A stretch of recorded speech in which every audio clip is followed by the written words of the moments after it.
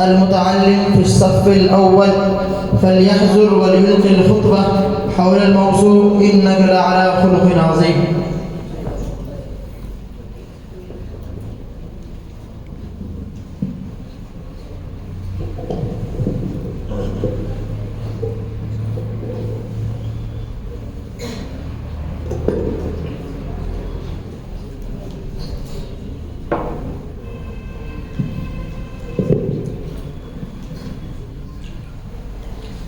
السلام عليكم ورحمة الله وبركاته. الحمد لله الأكرم الذي علم بالقلم، علم الإنسان ما لم يعلم، والصلاة والسلام على النبي الخاتم المبعوث إلى العرب والعجم وعلى آله وصحبه أولي المكارم والشيم. أما بعد، فقد رؤي عن البراء بن عازب رضي الله عنه كان يتلألأ وجه النبي صلى الله عليه وسلم تلألؤ القمر ليلة البدر. وعن أبي هريرة رضي الله عنه قال: ما رأيت شيئا أحسن من رسول الله صلى الله عليه وسلم كأن الشمس تجري في وجهه.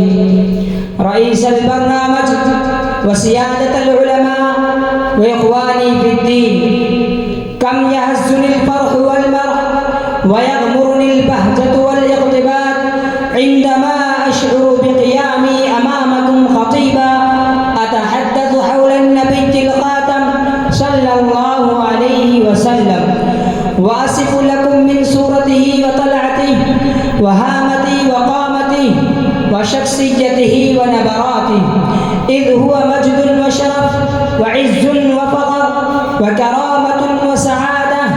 فالمرجو من سماحتكم الإنسات لما أقول والاستماع إلى ما أقص عليكم عن صفاته ومميزاته تأدبا لمكانته واحتراما لحقه. سادتي وإخواني، كان النبي صلى الله عليه وسلم سيد ولد آدم عليه الصلاة والسلام، أكرمه الله بحسن القامة وجمال الهندام وبهاء الجسم واعتدال البدن ورواء الطلعة ونزارة الوجه وحور العيون.